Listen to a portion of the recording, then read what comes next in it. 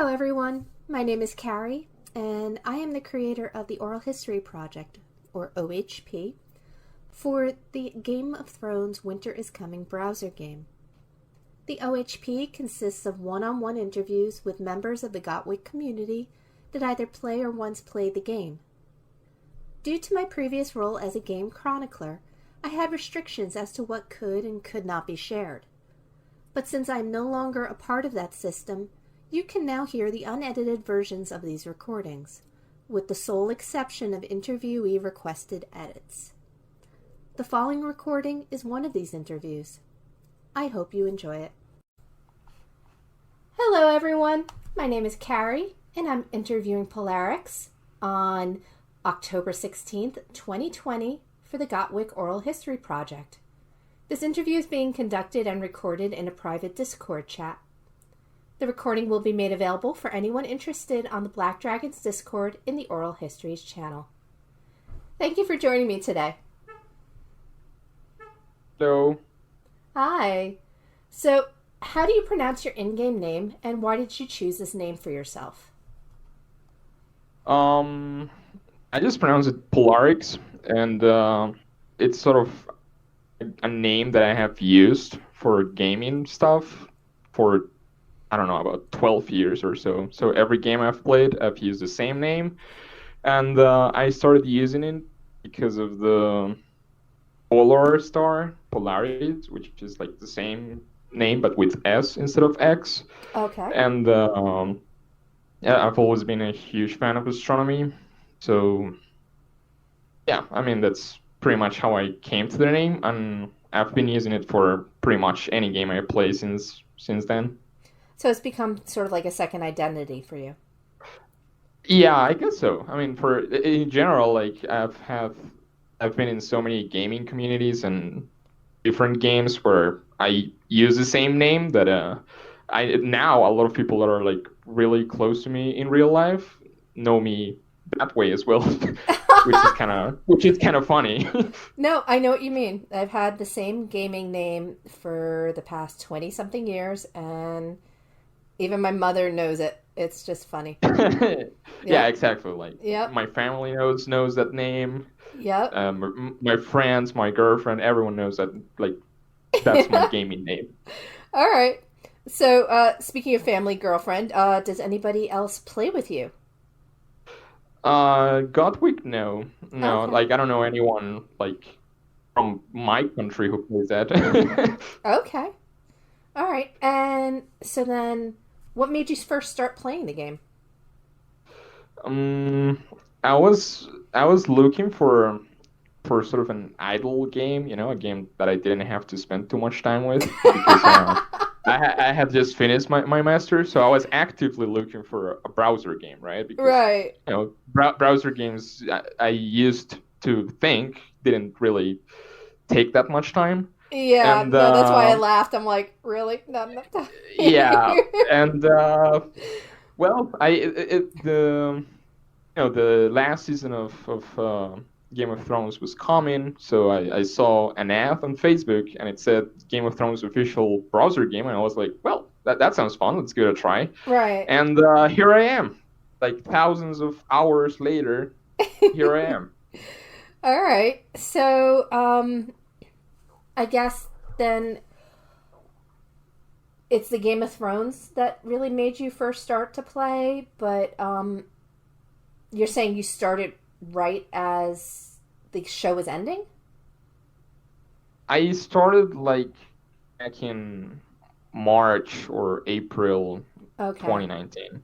All right. So I was a huge fan of the series, and I had already like read uh, the books even before the series started. Right. So I was prepared for like the last season, and it was just like a nice theme when I saw it on an ad. So I decided to give it a try. But as far as the game goes, like I have never played any game of this type. Like never such a game where there was so much spending, or Right. so many path locked things. So Okay. in that aspect, it was pretty new for me. Okay. So, tell me about what your first kingdom was. Where'd you start out? I started in Kingdom 7, Okay. and I have to say I've been really lucky in terms of um, the history that I've had in the game. I feel like I've always been in a kingdom where there's like a lot of action and fights and wars, and that's what I like about the game Okay. most. And yeah, I think in all the kingdoms I've been, there's always been like this constant war and pressure and two sides fighting each other, at least most of the time. And Kingdom 7 was definitely not an exception. I started in Kingdom 7. I started in a really low alliance. At this point, I don't even remember the name. Okay. But the thing with Kingdom 7 is that there were like these big four alliances, and they were sort of allied with each other.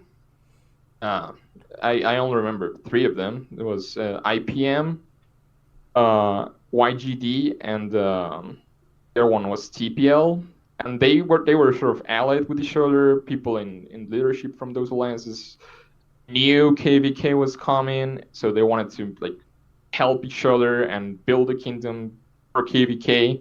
But then we have like these four players that I call them now Doctor Strange Squad, which I mean Doctor Strange is a really no well-known player in the game, and back then he used to play with Ebonimo and Black Widow and I Am Groot, all with the Yes. Marvel theme, and I mean they were like constantly burning hives, they were fighting, and back then they were like really hated in the kingdom. But Okay. looking back, I have to say I was lucky to have them in the same kingdom because they are really they were really great enemies and were constantly pushing us to limit and pushing us to do new things, which is how Blood Family ended up coming to life because they started picking up those four alliances that I said, like one by one, like literally every night around reset, they were going to the hive, burning everyone, killing all the troops, hitting all the gatherings, and this was like really early in the game, like a couple weeks into the kingdom, and they were doing this daily. So the first alliance that I forgot the name, it died really quickly, and then the second alliance that they started to visit very often was TPL. Okay. So, before they died, the other three alliances, like YGD, IPM, and TPL, sort of decided to come together and make like a family of alliances. And that's how the Blood family was born, including a lot of other smaller alliances, like a Polish alliance that turned into BLW, a Spanish-based alliance that turned into BSS, then Mm. IPM became BLL and YGD became BLT, and Oh, that's where yeah, BLT came from. Okay. yeah, like it was a merge of like I don't know 7 alliances or so that became like a family of alliances, and the goal was to fight back against Dai that was led by Doctor Strange and his squad. Actually, back then, Doctor Strange wasn't even the biggest guy. It was Black Widow who ended up quitting around the Right. same time he got Tara Force. So yeah, it was like those four guys, and it was really interesting because they were really coordinated. From what I know, they know each other's like in real life. So Oh, when okay. when one of them was online, all four accounts were online. Like, and they were really together. They would coordinate port at the same time in a hive, set rallies, farm people. If you tried to garrison, they would hit together the garrison. It was actually quite advanced coordination for like the time of the game. That's So it impressive. pushed us to the limit. Yeah. And it was really fun. I mean, back then it was sad because a lot of people were just quitting. Like, oh, these guys are bullying us, and this is not the type of game we want to play, and I don't want to be stressed about bubbles. And a lot of people were leaving the game, and they became sort of hated because of that. But in retrospective, they in a way forged a lot of what I like with how I play, how I feel about the game, and a lot of my friends who I have been playing with since then, like Sebastian, JP Blaze, like Lady White, all people that are still in the same alliance with me since then. So what happened after that? Well, when we came together, because here's the thing, like we have really knowledgeable players with experience like from other similar games like Lords Mobile, and we also have like really big accounts. We have Ink, we had Sebastian, we had Finally a Call, and we have I Am Legend. Those four were like the four accounts that got tire force on our side, and on their side they had those four that I said, right? So it was actually a really balanced fight. But we started focusing more, like we have all those players, so we have a lot of troops. It felt like we had an infinite amount of troops, because if we did a rally and it failed, and we still have like 3 more alliances to take people from to fill rallies, and like at the end, I think they sort of got overpowered by the amount of troops that we have, and also because especially Finally a Call and Sebastian started like spending a bit more than them, but also spending smarter. Like they started getting commanders, badges, and stuff, while they just focused on doing a lot of troops. Like they literally just made millions of troops, which was a lot back then.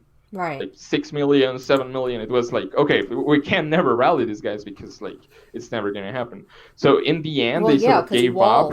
Walls still mattered then. Yeah. Yeah. Like you didn't have like huge rally size or like 1,000% stats and stuff. So 7 million troops, it was like, okay, it's done. Like they're untouchable pretty much. So, but they couldn't fight for King's Landing, right? Like they didn't have the bonuses, and they gave up on King's Landing really quick, and they moved to Winterfell. But they never stopped fighting. I mean, it was, again, every single night when Reset was coming, anyone that wasn't bubbled was going to get burned, because they didn't rest any night, and because of what I said, like they know each other in real life. So even if one of them was busy, her account was still active. The other 3 would play it. So, but yeah, like it came down to that, but not really like sieges, fights, or stuff like that. And they retired to Winterfell for a while. Then yeah, I was gonna say, what eventually happened that transitioned things for you? Well, the thing is, like, war was feeling like it was over, and then we have these monsters coming from Kingdom 1. Right, like we have Kiba, we have Banana, we have Byzantine, who was considered one of the best players back then. We have players like Noel. Noel wasn't a big account, but he's one of the players that I admire the most. And we have they brought like a lot of people with TIG, and then TIG merged with what was left of Die. So Doctor Strange, Ebony, Groot, they all joined TIG, and it was a whole new level, because like they have the experience from Kingdom 1, though that have much more let's say high-end fights, right? Like they have all the 5.5k commanders that were available back then. They didn't have, like, Glorious was not a thing in the game back then when they moved, but they have like the other battle gears gold with almost full badges, especially talking about Kiba and Banana. And our rallies that were mostly Sebastian and Finally a Call by then weren't really at that level, like not even close. So we were sort of overpowered, but then at the same time, that again pushed us to a new level, because a few days before they started coming, we even did a quadruple rally on Doctor Strange, which was, I mean, I think that was like the first time anyone did a quadruple rally on someone, because this is really early in the game, and that was enough to make him completely bubble. But those strategies were never going to work with this new enemy. So they came with a lot of power, a lot of experience, and I guess the biggest advantage we had again was activity and the amount of people.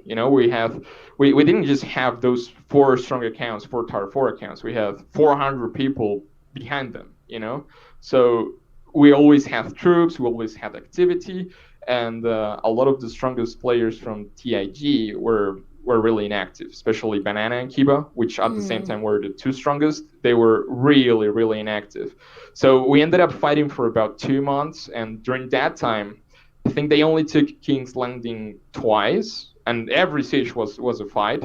But at the same time, it never, like, those 2 times that they won were the only 2 times that they fought at like, I don't know, 70% or more of their strength, because those were like the only 2 times that Banana or Kiba actually committed to fighting. The rest of the time they were just offline, or like Banana would come for a couple of rallies and then go offline, and then like the others like Byzantine, Crucio couldn't really keep up with Finally or Sebastian on our side. So at the end of the day, it was like decided by rally leader strength more than anything else.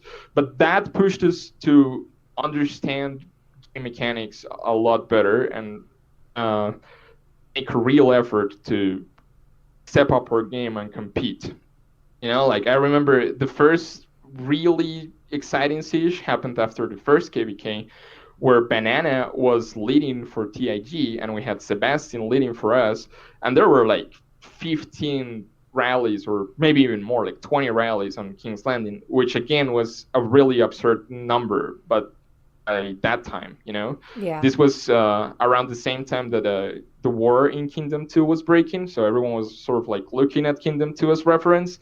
But okay. I sort of realized that maybe like in terms of rally leading strength, we were really ahead, like I think Sebastian was a lot stronger than War Bonnie or anyone in Kingdom 2 really, and then Kiba and Banana were miles ahead of Sebastian in terms of like glorious badges and stuff.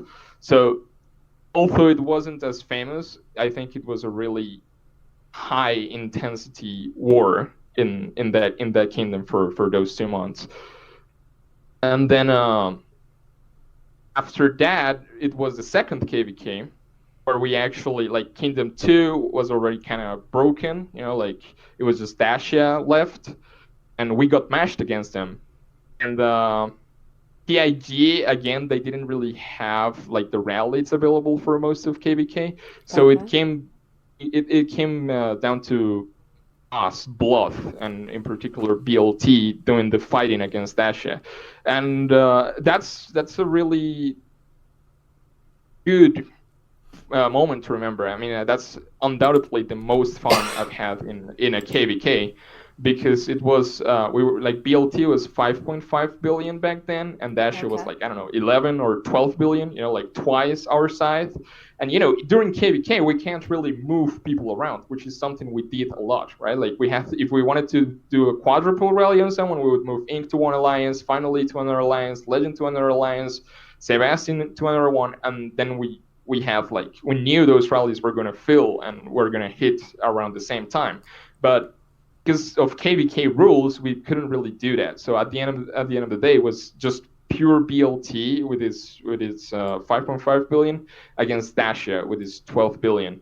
And again, like we already knew that we had like the stronger rallies, but then this guy comes out of nowhere from Dacia, like he had to join like a couple days earlier, called Burgle, and nobody knew who that guy was. Oh, and he was a fucking monster. Like, he was a monster. He had all the 5.5k commanders. He had it was hilarious. He was level 59, Lord level 59. So he had purple glorious. And then during the middle of KVK, he starts killing rebel leaders, and we were like, what is this guy doing? Rebel leaders don't give points anymore. And then he gets level 60, and all his purple glorious turns into gold glorious, because you can't use Oh. gold glorious without level 60. So he had the materials. He just needed the Lord level, and we were like, what the hell? I mean, this is Oh a my complete new God. level for us. But despite that, because of the experience that we had with Banana and Kiba and the rest of TIG, we actually managed to win both King's Landings. Like, we secured both King's Landings. In both Okay. kingdoms, we secured them. We had Finally and Sebastian both winning rallies against him. So, and it was really intense the last few hours, because it was literally a fight for Kingdom 2 King's Landing. Like, Kingdom 7 King's Landing was secured, but then Kingdom 2 was like really close, and actually like Kiba had come online and he was holding it, and we talked with TIG, so they would let us kick Kiba out, because we actually agreed to like cooperate for that KVK. Right. And so because they couldn't catch up with Dacia time, but we could. So we sort of ended up kicking Kiba out because he was offline, so he couldn't disband. And fighting with Dacia, led by Burgle, over King's Landing. It was a pure fight for like only King's Landing. Like, the KVK result was already done. Like, we have more people, we have castles for longer, so the KVK was already won.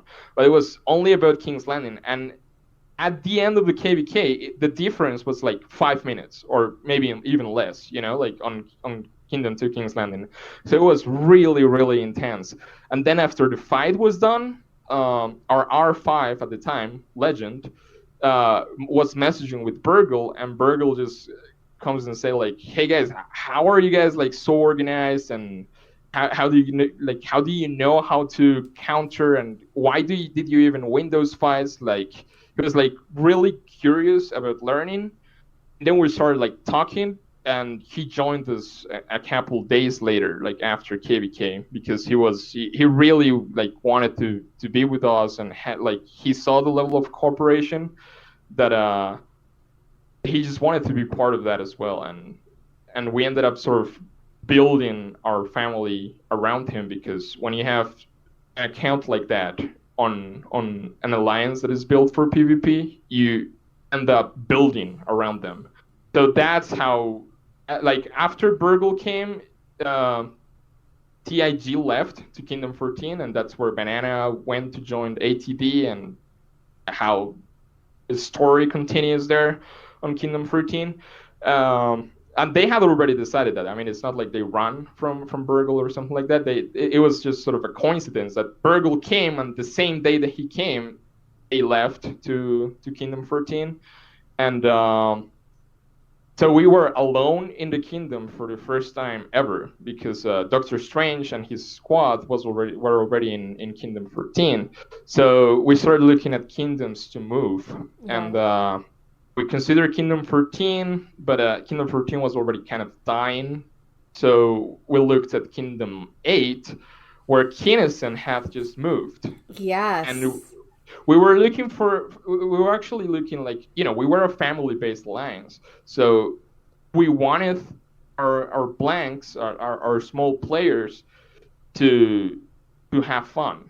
And we wanted all of our alliances to grow. So all of the leaderships of the different alliances of the family came together, and but at the same time, we had Burgle, that was like this, incredible killing machine, and we had to take it somewhere that had competition. Yes. So there were only so many players that could compete with Burgle back then, and Kinnison was certainly one of them.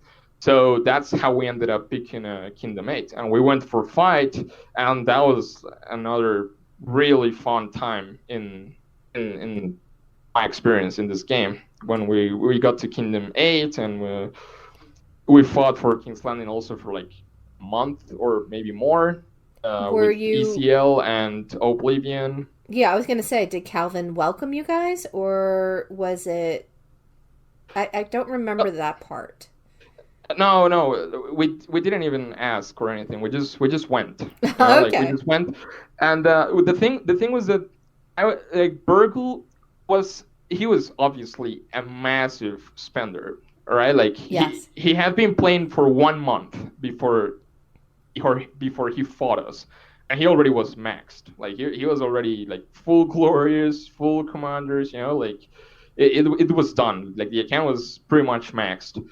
But unlike many other massive spenders that I've encountered uh, during the game, he was also really academic. So we would spend hours every single day in a call, much like we are right now, Uh-huh. and we would just be getting. I was getting a lot of battle reports from pretty much anywhere that there was a fight. We were analyzing them. We were going over reports from our KVK or from our fights with TIG. We were going like, okay, so this is how the game actually works, right? Like it's not how others have said it worked in most of those aspects. We Right. can see in these battle reports, this is how it works, and we started making plans, like very specific plans. So it was really, really interesting, and it was really fun for me. Like that those things I really enjoy. I enjoy a lot of optimization and having a really academic view on things. So we started literally doing research on like how is the damage formula, on how are things determined on a fight, what the hell is that morale percentage that show up in the battle report, and we did all this without the advantage of the battle log that we have now. When you click a battle report, you see battle log, and you can see like all the specific buffs that someone has on infantry attack and infantry health and all those things, and then you even get like a log second by second of what is going on No, with the they battle. added that. We didn't have that. Like the only thing we had was more details where you can see the troops and watching the videos. So we were looking videos like for hours, just trying to understand how things work, doing some math, throwing some formulas around, seeing if it made sense with what we with what we thought was true about game mechanics or not. And we spent a month doing that. So Burgle moved after second KVK, and we fought the third KVK in Kingdom 7. But at the same time, we knew we couldn't stay in Kingdom 7. Like at that point, we had months of experience of fighting as an alliance, so we have to go for more fights. So we were looking at options, constantly looking at options. And I remember, like by the time we moved to Kingdom 8, we have like, especially Burgle and me, had already decided what to run against everyone. Like Calvin, we're going Inf Cav because we saw he was mostly Inf frontline, and his Cav attack wasn't really strong. Right. And on Dopeness, we had already a formation set up. On Kinnison, we had already identified which were her favorite formations. Everything like was already planned in terms of like formations and compositions. And I think that's a big reason of why we dominated so heavily at first month on Kingdom 8. Like we came with everything, like we had thought of everything. We had been talking about that for a month. So yeah. we have a lot of preparation for that. But then ATD showed. Yeah, I mean, the thing was that after a while, I mean, from the first call I had with Burgle, he already mentioned that he didn't know how long he would play the game. Like he just wanted to make sure he competed to the highest level, but he wasn't really planning for the long term. Okay. So after like 4 or 5 sieges that were really, really one-sided against Kinnison ECL with the support that they had from OBV, NOS, I mean, they were doing like triple rallies on King's Landing and stuff like that. Despite all that support, and despite the fact that Kinnison and Burgle were pretty much at the same level, we still dominated really hard. So he started like losing interest, and he felt like he was doing more of the same every day and spending more time that he wanted to spend in the game, because all the time it was like, we had a family of alliances. So we had 400 people on the same Discord server, and he was like Superman, you know, like someone dropped Bubble and everyone tagged him, and he was like, okay, these are his coordinates. Let's rally this guy, or let's zero this guy, and he was just getting constant messages because like the difference between high-end whales like Kineson and Burgle compared to other smaller whales like Calvin or Sebastian finally was getting bigger and bigger because they were like releasing troop appearances, which weren't really a thing before. Right. And even like castle exteriors, so dragons, stuff like that. So the difference was getting bigger and bigger. So at one point it became a Burgle versus Kineson fight, and nobody else could really rally against them or like realistically fight against them. So I think that like the pressure of having like all these people message you all the day, and added to the fact that he felt like he had accomplished his goal, which was to compete at the highest level, and he had dominated because objectively speaking he has like we were winning sieges where we had like 12 Battle for King's Landings and only lost one or maybe two out of the 12, Yeah. So it was really, really one-sided. And he decides to stop playing. And it's funny because he was like, it was like out of the sudden, right? Like, okay, I think I've accomplished my goal. I'm done. And he still kept like recharging the account to sort of like help us stay on the war. But Right. once ATD moved like a couple days after that, so he just stopped doing that. Like it would have been too much, I think, and especially on something that you don't even play. So no, there's a difference between being generous and then just really spending when you're not.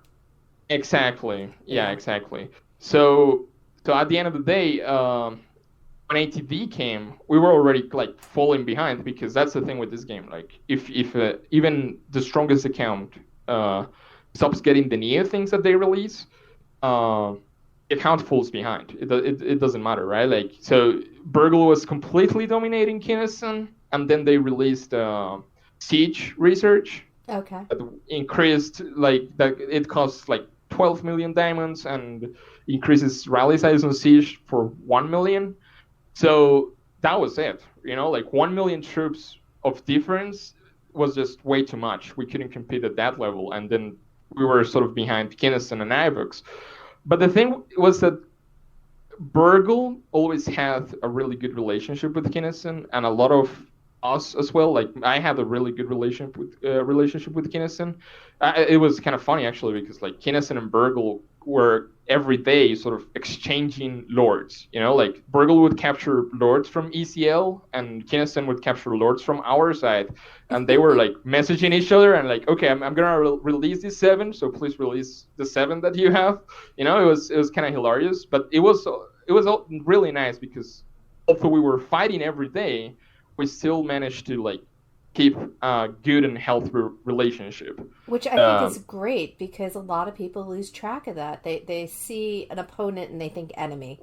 It's not. Yeah, that way. exactly. Exactly. Like I think a lot of people sort of like can't see past the fact that this is, after all, just a game. Exactly. Right? And well, they really spend either a lot of time or money, and it's easy to get sucked into that myopic rabbit hole of black and white. For sure. Yeah. So what ended up happening at this point? So this leads to the merger, doesn't it? Yeah, so ECL actually stepped up their game a lot, and they started fighting ATD pretty much on their own. Like we tried to cooperate against this new enemy because ATD, when they moved to Kingdom 8, they were like 25 billion power, and both ECL and BLT were around 10 to 11 billion each. So the difference was huge. Like even together, we wouldn't come to the same power that they had. So like they had a really big advantage. But with Right. Burgle falling behind, we sort of were really limited about what we could do.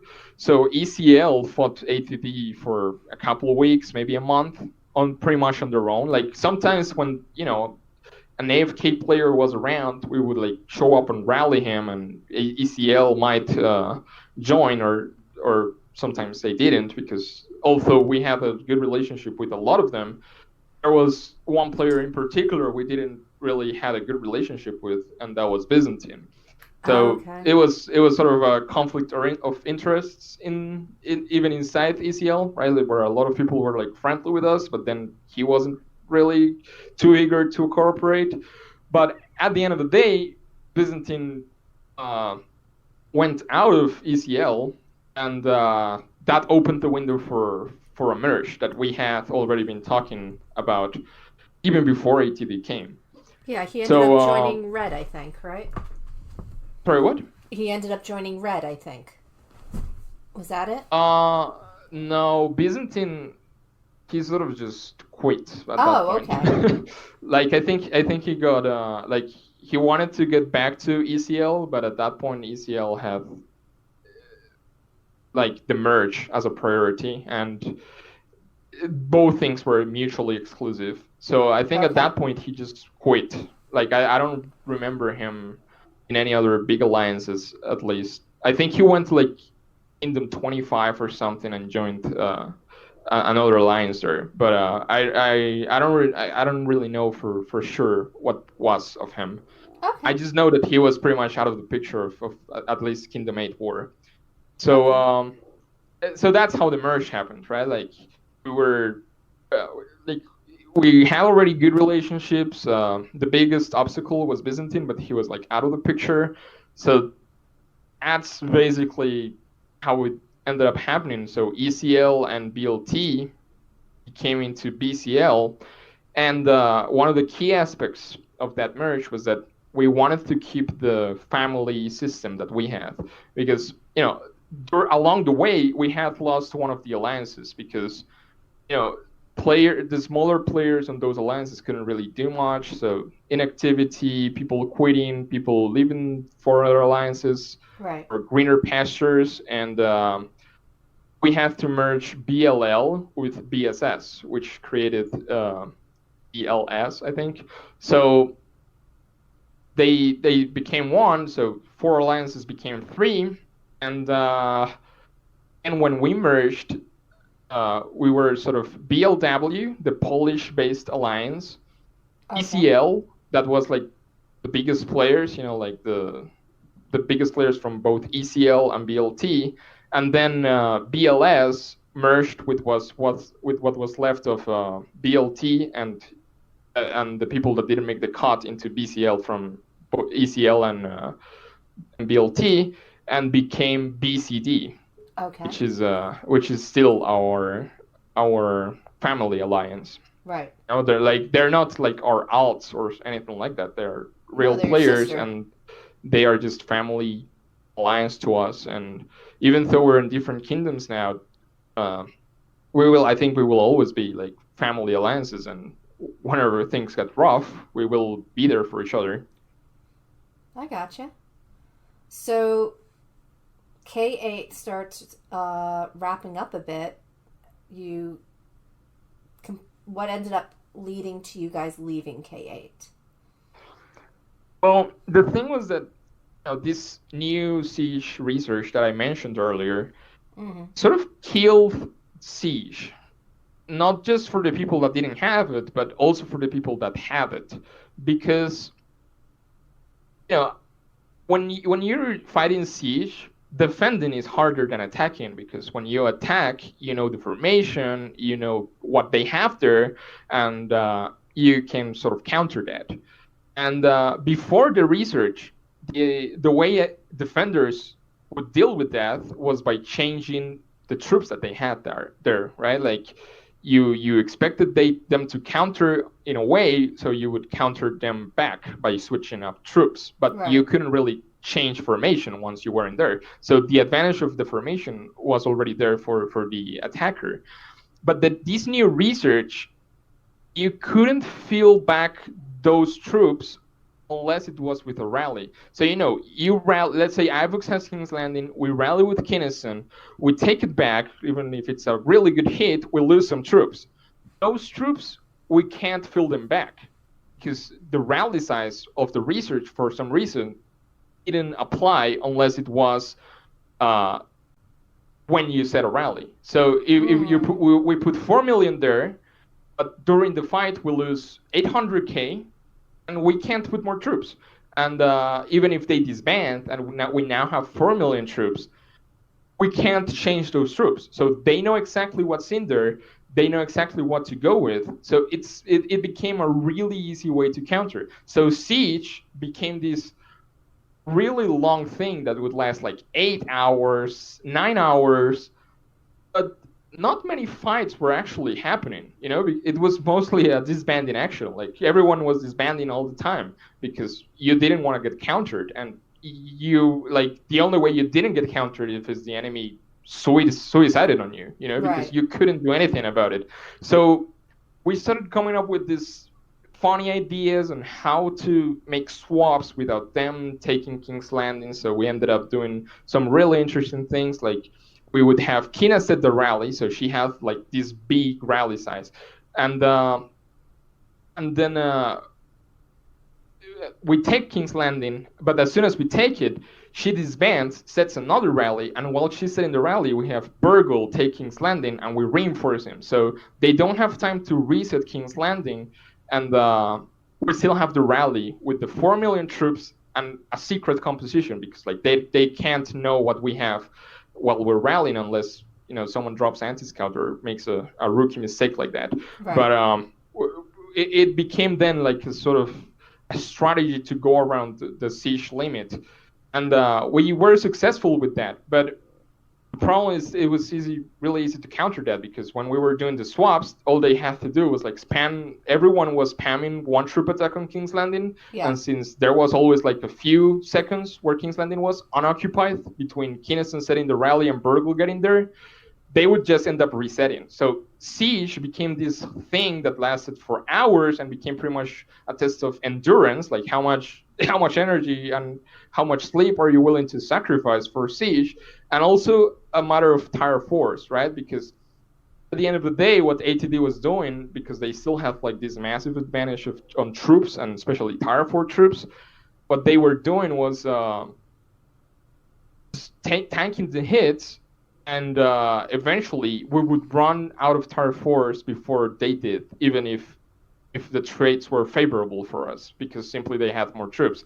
So we won some, we lost some, but in the end, Siege became like not nearly as fun as it sounds like before. A chore after a while, just trying to constantly... Yeah, exactly. And especially when we had sieges that lasted 6-7 hours before, right. But there were 30 fights, so everyone was excited all the time. But when you have a siege that lasts for 7 hours, and during the 7 hours you have maybe 3 or 4 fights, that's not fun, Like people would log and be like, "Oh Jesus, tag me in an hour when we actually rally," right? It was like, nah, this is really boring. So it became that. It became like, oh Jesus, it's siege again. It's another 7 hours of doing nothing, right? So it became really, really boring to contest siege. Yes. And then Sana leaves ATD and he goes to Kingdom 33 to build this sort of super Korean coalition with, WKK or whatever Orion's Alliance was, HMR, which was a Korea Masters Alliance. They had Urim, that I don't really know where he came from, and they had all these big accounts, all these big alliances sort of merging together. Yeah. And one thing that we knew for a fact was that Sana was the spirit of ATD. Like, Sana would fight you at any time. He would, if ATD didn't have players to fill a rally, he would log his 5 ults and fill the rally himself. Like, that guy was a one-man army. So we knew Sana was the most dangerous one. And we also knew that the only way to really deal with big players was to transition to double or even triple rallies, and we weren't quite there, like because it was a lot easier to do multiple rallies before when the difference wasn't so big between the top players and the ones below them. Right. But as the difference became bigger and bigger, doing double or triple rallies became harder and harder. So we wanted to transition into that direction, and we knew BCD, they needed time to get there. Like they had Jackie, and we were willing to move like accounts around. Burgle, Blaze were willing to move accounts there for rallying and doing doubles, but we weren't quite there. So we started talking with a lot of alliances that were interested in fighting ATD together. So we sort of made a trap for ATD in Kingdom 33. That wasn't really a trap, because when you think about it, Santa's alliance was a natural ally for ATD, so it would be like a 2v2 situation if we ignore BCD. But then in Kingdom 33, BCD finally took shape and became that military alliance that we were expecting them to become. Okay. And it would have been a 2 versus 3 situation, but ATD never came. Like they were really confident at first, but then they sort of started seeing the doubles between Kina and Rum against Korea Master, Wurim, and I think they got cold feet. Like they got scared. Mm. So they never came to Kingdom 33, and then Santa went insane on MTO, and they pretty much ended up kicking Santa from MTO and forming BTS instead, and that's how BTS formed. And we were sort of like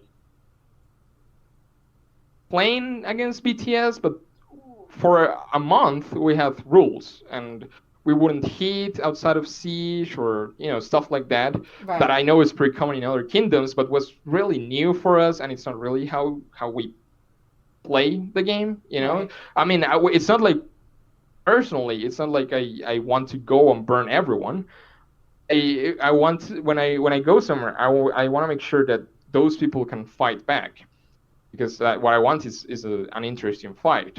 It's not about killing like the smaller players, but simply having a fight against their bigger guys. And of course, part of fighting the biggest guys is hurting the players that support them. But we usually nap with all the small alliances that don't really have like rallies or stuff like that. In every kingdom we have done that, I think.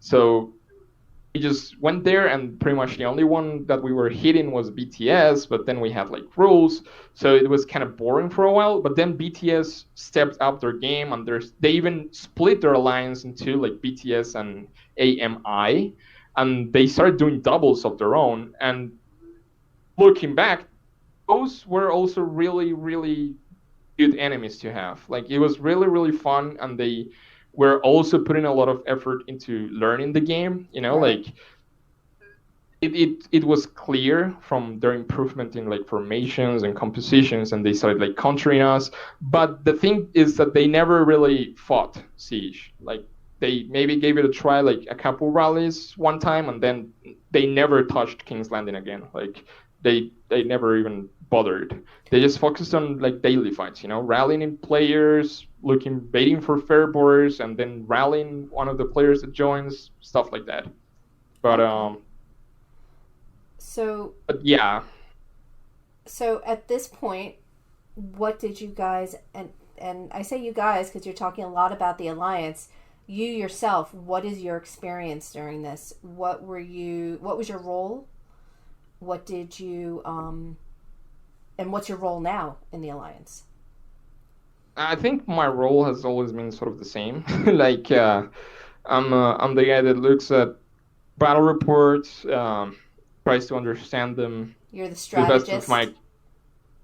In a way, yeah. I mean, we have a lot of really knowledgeable players in BCL, and even from BLT times, like all the strategies that we came up with were always with between me, AP Blaze, Sebastian, and then when we merged with ECL, Noel, Thomas, I got all you. those players, like we sort of like work together as a team to try and find the best strategies and the best formations to do things. But Is is that that yeah, I feel something you like that normally has do? always been my role. Sorry, what? Is that something you normally do? Is that usually like the kind of role you take in other games? Well, in a way, yes. I mean, as I said, I haven't really played games like this one, Mm. but in games that involve a community and like alliance and stuff like that, I usually end up in a position of leadership that involves mostly strategy I and like gotcha. fighting stuff. So yeah, I guess in a way that's something I do. And Okay. well, another interesting thing is that during all this time, like everything that I've described, I used like I was playing my account that was a free to play account, a small account, Okay. and then only later when one of the friends that I mentioned earlier finally I called, that was one of the biggest guys in BLT. He, because of work, he could only play like during weekends, right? So I was Right. his protector for all, like, we're talking like since Kingdom 8 until Kingdom 33. Oh wow. I was his protector, and he because of work he could only play like during weekends, and he was very competitive, so he was falling behind a lot, and that sort of killed his interest for the game. Oh. So he was logging less and less, keeping up with the game and the new things less and less, and eventually he gifted me the account, which is the one that I play now. So Okay. I have played for like as a free to play account for far longer than as this whale account that I play now. Well, that's an interesting perspective. So, what do you find more difficult actually, playing the free to play or the whale account? Right now, the whale account, 100%. Like free to play, it's always been sort of the same strategy, right? Like if you want to be free to play and you want to be successful at the highest level, you have to go blank. There's no Yes. other way, right? Like you need to have low enough troops that you can blank them, because no matter how many troops you have, you're not gonna like tank a solo. You're not really gonna tank much less a rally. So you need to be low on troops. But I always felt like my account was really really valuable for the alliance, because I always made sure to optimize to fill the role of a blank player that fills rallies and puts a decent dragon. So like my dragon on that account already had like all the red dragon skills that you can get for free. Gotcha. I was putting like most of my diamonds into that, because I knew like it didn't really matter if I had like more troops or more total attack from research or stuff like that. Like what I really could do was make sure I had a really good dragon. Then I sort of optimized my training speed, and then when refinement came, I sort of focused on healing speed, motivation recovery, that sort of stuff that really helps in account progression and like sustaining troops, Right. because I really just wanted to have like enough troops that I could be valuable for a long fight, but not too many that I couldn't blank, and have a lot of sustainability to get those troops back. And I think I sort of like pushed a lot of people on BLT and then later on BCL to have a similar play style. I mean, I wasn't the only one. Like as I said, Noel has also been like this low spender guy that plays blank account and is a player that I feel understands the game in a very similar way to myself. Right. So we sort of like always pushed other players to give it a try to that playstyle where you can really feel valuable. But as whale, you don't really have a chance. Like with the whale account, it's like I can't go blank. I have like 30 million troops, right? Like Yeah. I can't do that. So my only choice is to tank rallies. and especially now with Sapphire, it's really difficult. Like yeah. Sapphire has shifted the meta because before you usually ran like 3 troop type rallies, 2 troop type rallies, but you wouldn't really go for 1 troop type rally. But now in the last month or two, 1 troop type rally are the thing, and it's mostly because of Sapphire, because Sapphire makes rallying very cheap. Like if you rally with Sapphire, you're not gonna lose many troops. Like not, at least not compared to what you used to lose when you rallied without Sapphire. Could you like I was elaborate on that? easily. Sorry, what? Could you elaborate on that? How does the Sapphire Dragon make that difference? It's a combination between his dragon talents, especially Devastate and Flaming Breath. So Flaming Breath hits all the enemies and at the start of the battle and reduce their damage by 20%. The thing is that that's a 20% that is multiplicative, right? So the total damage output of enemy troops is reduced by 20%. So, and then Devastate stops the enemy's hit, or rather has a chance to stop the enemies hit by dragons from attacking for a few seconds. Right. So it really reduces the damage that you do as a rally defender against someone that is rallying you with Sapphire. Like before Sapphire, I was tanking rallies from Orion, and they would have like easily 2.8, 2.6 million casualties, right? Like between wounded and death. And the last rally I took from Savu, I think it's only been one, he only had 2 million, like even less, like 1.9 million casualties. So difference is really, really, really big. So, and then also the fact that 1 troop type rallies are the thing now because of, first of all, the CCS badges. The more we have CCS, the more badges you can put that all boost the same troop type. Yes. And then we have these new commanders that buff troop-specific stats by 40% instead of 30% that, like Miranda, Liana, and Andrea used to do 30%. Now we have like Enzo, Let's Karen, and then this new other commander that I don't remember. Yeah, Drake.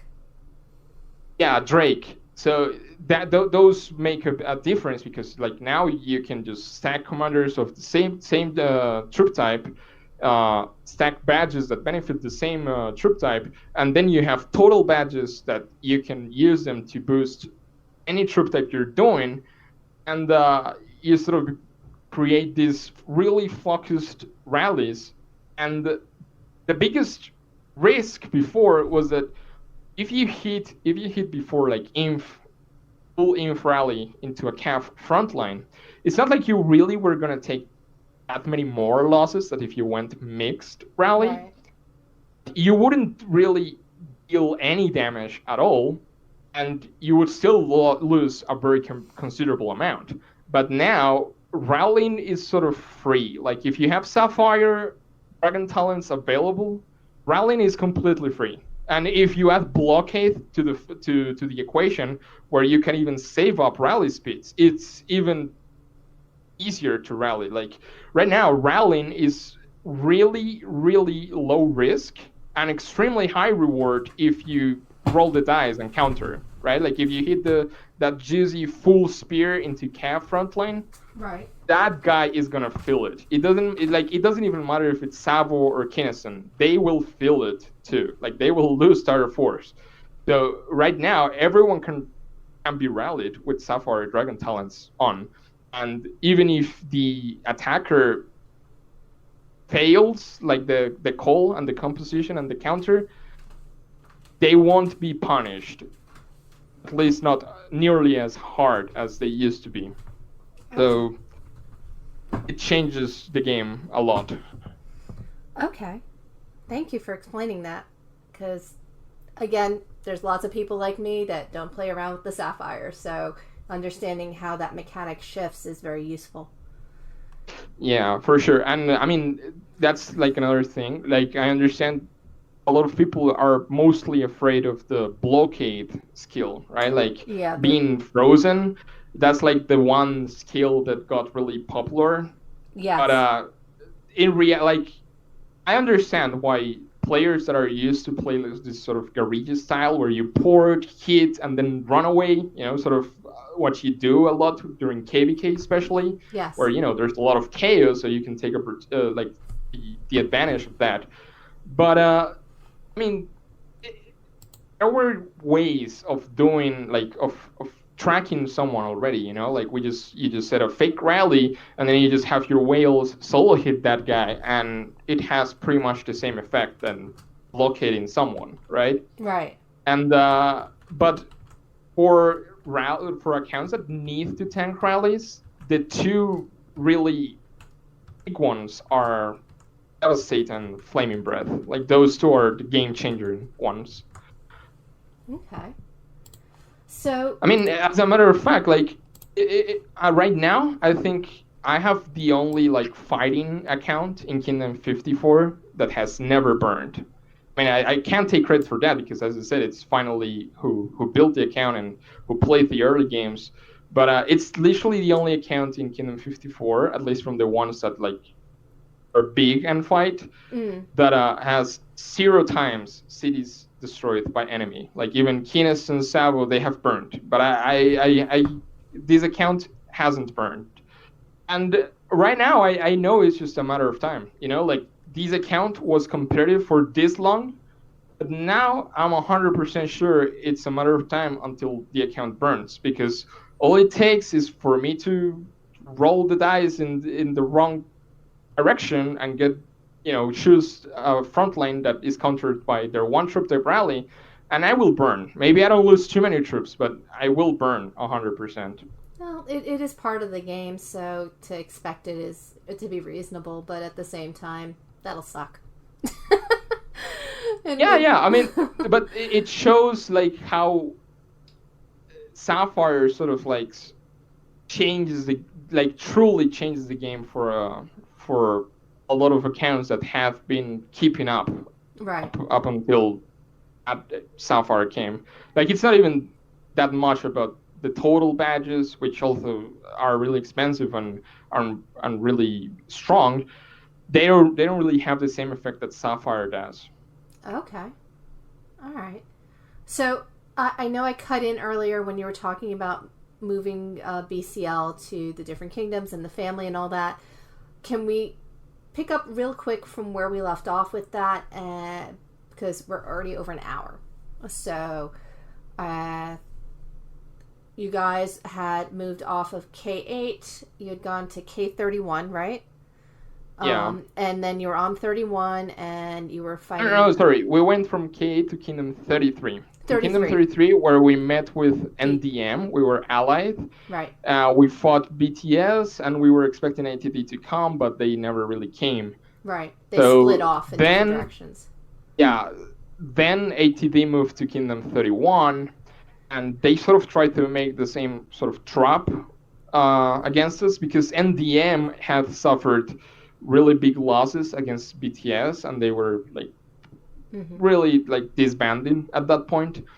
So we were like now again alone. So they were sort of expecting us to go in a 1v2 situation against BTS and ATD, but BCD had grown a lot, and we had friends on TNR.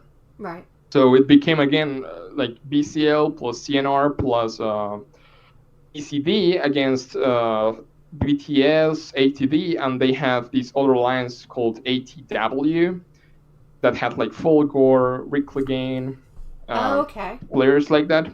Yeah. So it was 3v3 for a while, but ATW sort of expanded really quick, and it became a 3v2 for a while. And then TNR, again, like sort of lost the race, and it became again 2v2, just BCL and BCD against ATD and BTS. Okay. So what eventually happened then?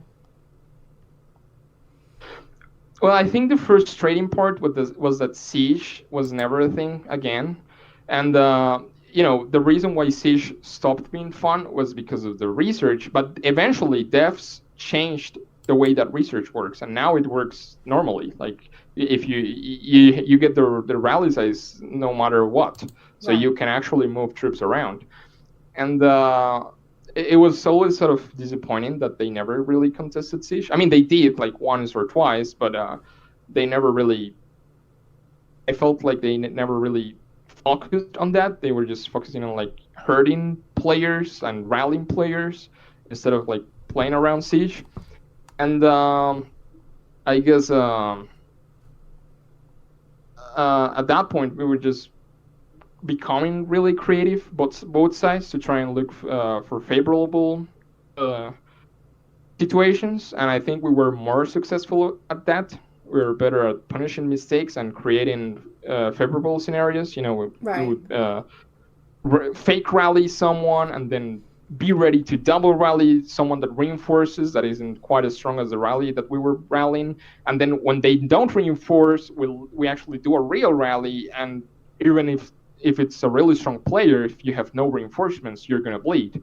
So we were sort of creating these impossible situations for them until a lot of them took heavy losses, ended up leaving the kingdom, or even stopping the game.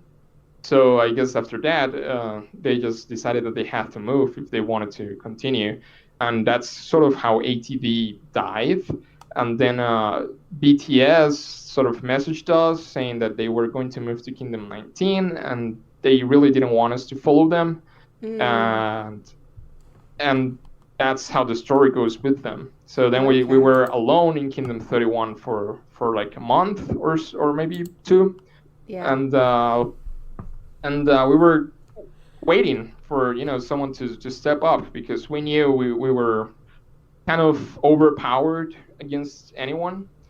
And Kinnison, I think, has been the most dominating player in the history of the game. Like it's been months since she's at the top, and even when we were losing like sieges, she was always stronger than Ivox. Right. So yeah, I mean, we were sort of looking things around, and then Run moves to the same CCS group we have in Kingdom 54. We fight CCS, and I have known Savo for months. I talk with him sometimes. We've like exchanged opinions and stuff like that. And I know he's a really good guy, but I also knew he's like really competitive and really like a really big spender that can compete with like Kinnison in terms of raw power. Yes. And they have like some experienced players in fights that we were hoping that would push them to like fight even if they were like the underdogs. And we haven't really like even tried to do like double rallies or triple rallies on them like we were doing on BTS and ATD. But they have been stepping up on doing some fun rallies and finally having the chance to fight again after we moved. Okay. I'm glad you guys are having fun again. Yeah, me too. Although then again, like Sapphire sort of breaks the fun for a lot of us. But yeah, it's good again to be on a fighting kingdom. Yeah. That's for sure. Okay, so not necessarily fun, but at least you're getting more action. Yeah, for sure. And CCS this weekend, I'm really hoping it will be competitive and exciting. Well, that's going to be interesting because you have yourselves, Cartel, and Run all on K54. So depending on how you're paired off, you could end up with the same setup as last time, because if you end up with K19 in the pool again, because BTS is still there. Yeah, and there's like a lot of other big players that might get involved if we get matched together. Like WTP and TCPC from Data Alliance, and then Spring from JHR. So. So it might be another battle royale this weekend. It might be a really big war, and yeah,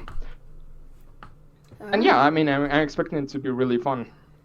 So let's go through just a couple of things.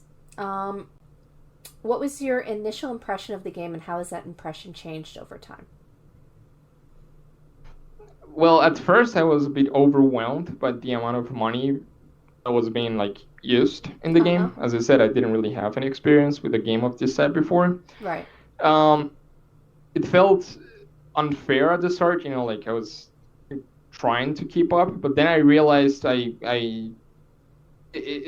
expecting to keep up as free play was not a really good expectation, at least in those type of fights. Okay. So I shifted my gameplay to optimize as a blank player, as I said earlier, and it was like I've had a lot of fun that way.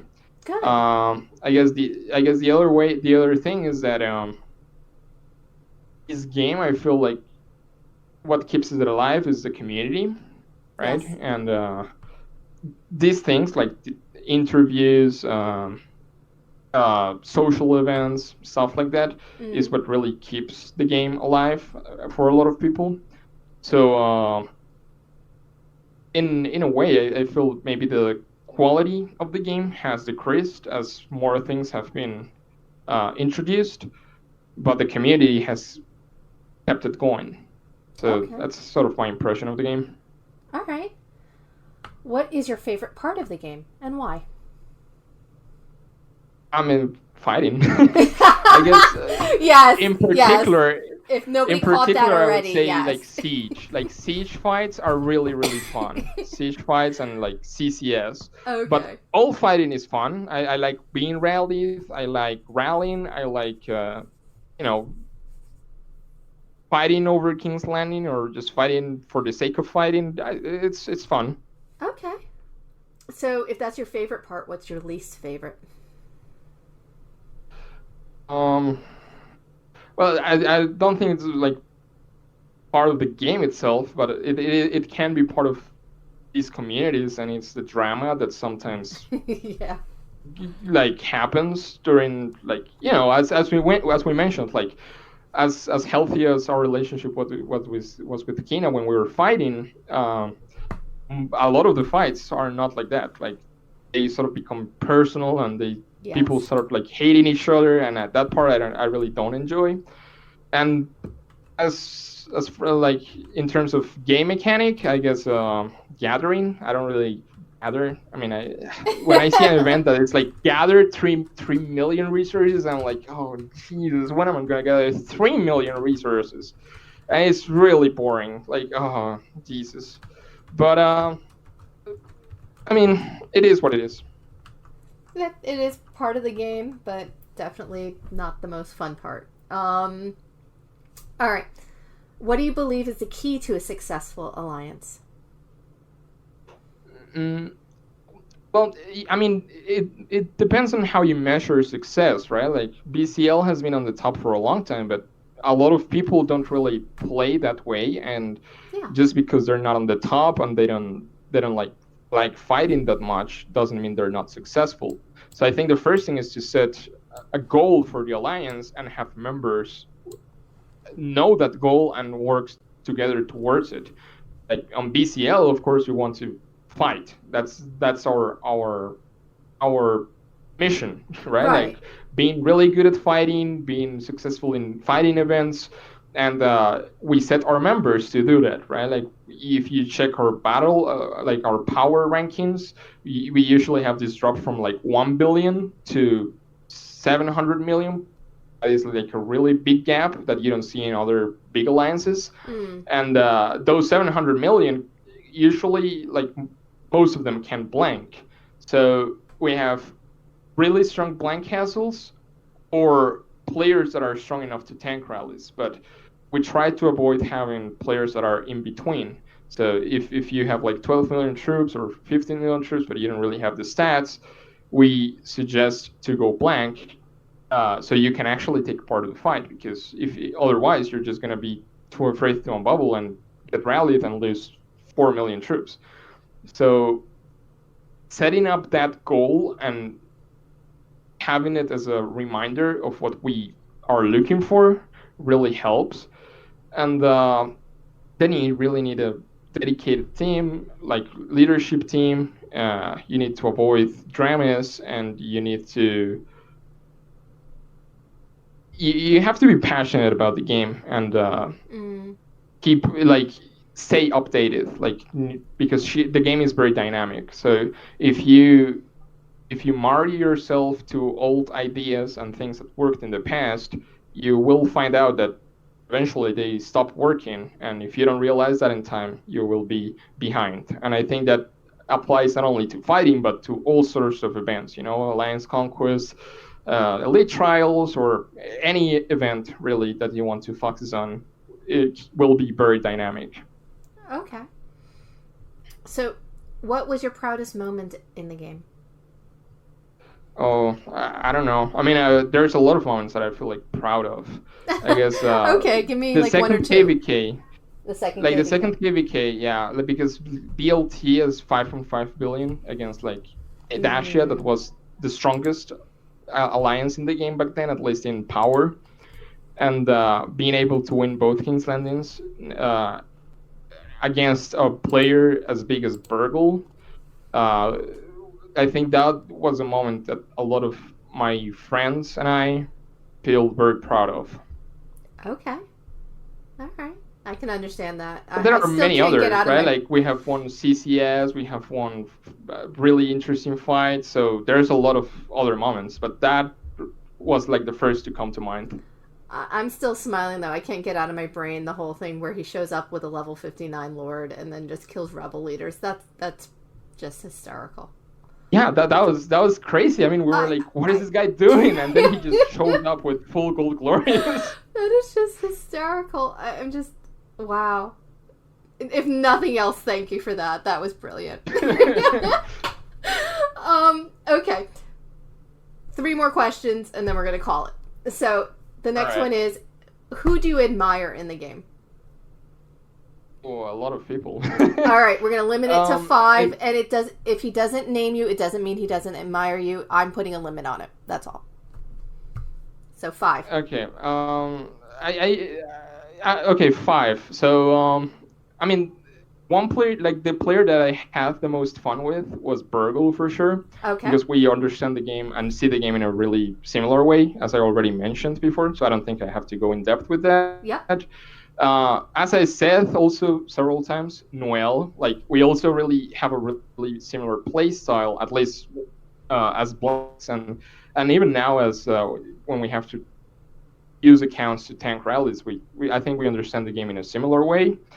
And I've always admired him for how efficient and quick he is on all those things. Okay.